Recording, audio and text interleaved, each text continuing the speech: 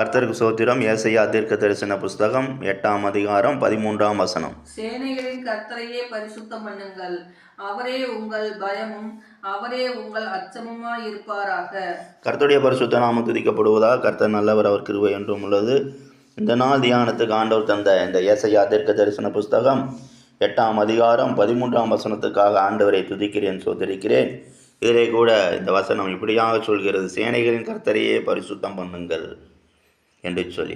அப்போ இந்த நாட்கள் கூட நம்ம ஆண்டவரை பரிசுத்தப்படுத்தும்படியாக நம்ம எப்படி காணப்படணும்? முதலாவது பரிசுத்தம் உள்ளவர்களாக காணப்பட வேண்டும். அதனால தான் இன்னும் கூட வசனங்கள்லாம் சொல்லிக்கொண்டே இருக்குது. அநேக இடங்கள் பரிசுத்தை குறித்து ஆண்டவர் சொல்லிக்கொண்டே இருக்கிறார். நான் பரிசுத்தர் பரிசுத்தர் என்று சொல்லி, செராபெண்களும் கேராபெண்களும் பரிசுத்தர் பரிசுத்தர் என்று சொல்லி அவரை துதித்து கொண்டே இருக்கிறார்கள். அப்போ இந்த நாட்கள் கூட மனிதனுக்குள்ள ஆண்டவரை பரிசுத்தப்படுத்துகிற அனுபவம் மிக குறைவாகவே காணப்படுகிறது. தேவனை பரிசுத்தப்படுத்துகிற காரியத்தில் எப்படி காணப்படுறாங்க? மிகவும் குறைவுள்ளவங்களாக காணப்படுறாங்க.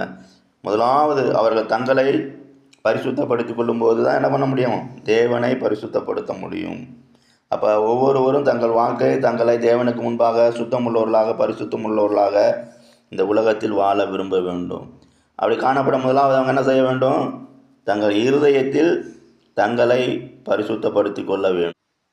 ஏன் முதலாவது நாம் நம்மை தேவனுக்குள் பரிசுத்தப்படுத்தி கொள்ள வேண்டும் என்றால், நம்முடைய தேவனுக்கு ஒப்பான தேவன் யாரும் கிடையாது. நம்முடைய தேவனைப் போல பரிசுத்தமும் மகத்துவமும் உள்ளவரும் துதிகளில் பயப்படத்தக்கவரும் அற்புதங்களை செய்யக்கூடிய தேவனும் ஒருவரும் இல்லை. அவர் பரிசுத்தத்தில் எப்படி இருக்கிறார்? மகத்துவம் உள்ளவராக இருக்கிறார். அப்போ துதிகளுக்கு நம்ம துதிக்கிற துதிக்கெல்லாம் அவர் பயப்படத்தக்கவர். அப்போ நம்ம துதித்து ஆண்டவரிடத்தில் வேண்டுதல் விண்ணப்பங்களை சொல்லும்போது, வேண்டுதல் விண்ணப்பங்களை நாம் செலுத்தும் போது அதற்கெல்லாம் அவர் பதில் தரக்கூடிய தேவனாக, நம்முடைய வாழ்க்கையில் அற்புதங்களை செய்யக்கூடிய தேவனாகவே அவர் இருக்கிறார். அதனால தான் நாம் இந்த நாட்களில் கூட நம்ம முதலாவது நம்முடைய இருதயத்தை பரிசுத்தப்படுத்த வேண்டும். அப்படி பரிசுத்தப்படுத்தி நம்ம எப்படி காணப்படணும்? தேவனுக்குள்ள நம்பிக்கையோடு காணப்படும். நம்பிக்கையோடு சாந்தம் உள்ளவர்களாக அவருக்கு எப்போதும் அவர் சமூகத்தில் அவரை நோக்கி பார்க்க ஆயத்தமாக இருக்க வேண்டும். இப்படியெல்லாம் காணப்படும் போது நம்ம என்ன பண்ணுறோம்? முதலாவது நம்மை பரிசுத்தப்படுத்தி கொள்வது மாத்திரமல்ல, நம்முடைய இருதயத்தை சுத்தமாக காத்துக்கொள்வது மாத்திரமல்ல, நாம் தேவனையும் அவர் என்ன பண்ணுறோம்? அவரும் நமக்குள்ள அவர் பரிசுத்தப்படுத்தப்படுகிறார். அவர் நம்முடைய ஜீவித்தை கண்டு என்ன பண்ணுறாரு? அவருக்குள்ள ஒரு பெரிய சமாதானம் சந்தோஷம் காணப்படுகிறது. தேவனுக்கு மகிமை உண்டாகட்டும். அதனால் அந்த நாளில் கூட நம்முடைய ஆவிக்குரிய வாழ்க்கையில் நாம் தேவனுக்கு பிரியமானதை செய்யும்போது, தேவனுக்கு உகந்ததை செய்யும்போது, ஆராதனையில் அவர் சமூகத்தில் காணப்படும் போது, அவருக்கு ஆராதனைக்கு அவருக்கு செலுத்த வேண்டிய எல்லா துதிகளையும் சோத்திரங்களையும் நம்ம உலக பிரகாரம் செலுத்தக்கூடிய எல்லா காணிக்கைகளையும் செலுத்தும் போது நாம் அவர் சமூகத்தில் என்ன பண்ணுறோம்? பரிசுத்தப்படுத்தப்படுகிறோம். நாம் நம்முடைய தேவனுக்குள்ள பரிசுத்தமுள்ள ஒரு ஜீவியம் செய்து அவரும் நமக்குள்ள பரிசுத்தப்படத்தக்கதாக நாம் கிரியைகளை நடப்பிக்கிறோம். இந்த நாளில் கூட நம்முடைய ஆவிக்குரிய வாழ்க்கையில் நம்முடைய கிரியைகள் எப்படி காணப்படுகிறது?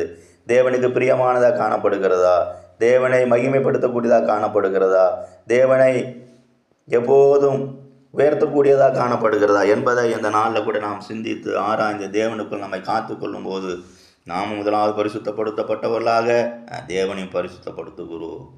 தேவனுக்கு மகிமை உண்டாகட்டும். அடுத்தபடியாக நம்ம எப்படி காணப்படணும்? நமக்குள்ள எப்போதும் அவரை குறித்துதான ஒரு பயம் காணப்பட வேண்டும். அப்போ பயப்படுறவங்க முதலாவது என்ன பண்ணுவாங்க? தீமையை விட்டு விலகணும். தீமையை வெறுப்பதே பயமா.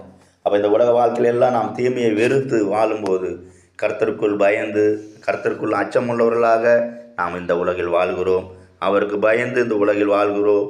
அவருக்கு பயந்து அவருக்கு பிரியமானது செய்கிறோம். அதனால் அந்த வார்த்தைக்கு இந்த நாளில் கூட நம்மை ஒப்பு கொடுப்போமாக. இந்த வசனங்களின்படி கர்த்தர் நம்மை ஆசீர்வதிப்பாராக. ஜெபம். கிருபையும் சிநேகம் நிறைந்த நல்ல தெய்வமே, துதிக்கிறோம். இந்த நாளை ஆசீர்வதிங்க. இந்த நாளில் கூட இந்த வசனத்தின் பிரகாரமாக ஆண்டவரே, முதலாவது நாங்கள் எங்களை பரிசுத்தப்படுத்தி கொண்டு உண்மை பரிசுத்தப்படுத்தத்தக்கதாக எங்களுக்கு கிருபை செய்யுங்க. எப்போதும் உமக்கு பயப்படக்கூடிய பயத்தினால் எங்களை நிறைத்து நடத்துங்க, காத்துக்கொள்ளுங்க. இந்த நாளை ஆசீர்வதிங்க. இயேசு நாமத்தில் பிதாவே, ஆமென்.